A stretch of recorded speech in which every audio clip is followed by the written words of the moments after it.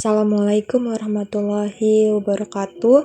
Di sini saya akan memaparkan hasil UAS saya yang berjudul Stratifikasi Sosial dalam Kajian Sosiologi Agama. Baiklah, di sini saya ingin memperkenalkan diri saya dulu. Nama saya Lili Aulia Jana, NIM 0604202027 dari Prodi Sosiologi Agama, Fakultas Ilmu Sosial, mata kuliah Stratifikasi Sosial, dosen pengampu Ahmad Fernanda Deski MSI. Baiklah, di sini saya akan memaparkan dan menjelaskan pengertian stratifikasi sosial.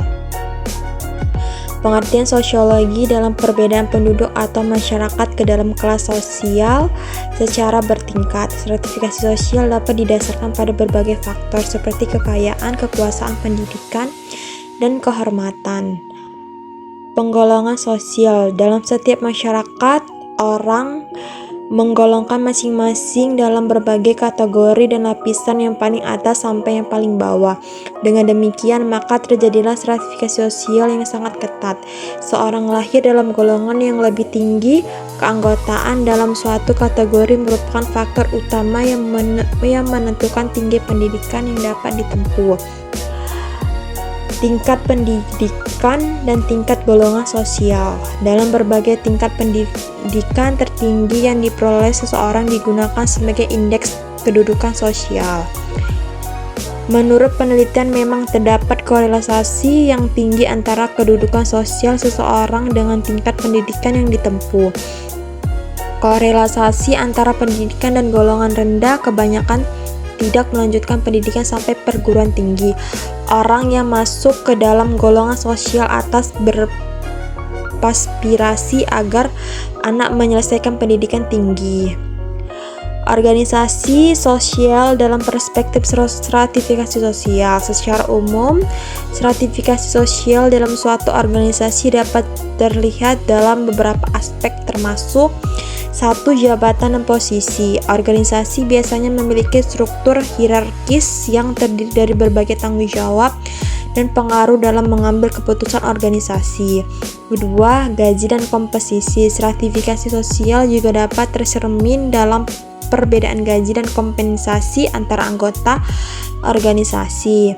3. Kesempatan dan akses. Anggota organisasi dalam posisi yang lebih tinggi cenderung memiliki lebih banyak kesempatan dan akses ke sumber daya, pelatihan, pengembangan karir, dan keutuhan organisasi lain.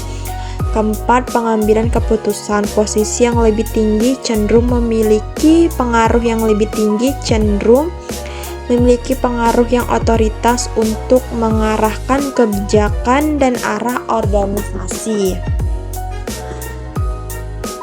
Stratifikasi sosial dilihat dari segi ekonomi. Stratifikasi sosial ekonomi dalam keluarga juga dapat mempengaruhi pengambilan keputusan tentang keuangan keluarga, pendidikan, kesehatan. Beberapa faktor yang mempengaruhi stratifikasi ekonomi dalam keluarga antara lain pekerjaan, pendidikan, dan pendapatan keluarga. Dalam keluarga setidaknya terdapat dua, yang kedua adalah proses yang diatur secara sekedar untuk mencapai tujuan bersama. Suatu hal yang perlu diperhatikan adalah bahwa stratifikasi sosial dalam bidang ekonomi ini bersifat terbuka. Faktor yang mempengaruhi terjadinya stratifikasi sosial di keluarga.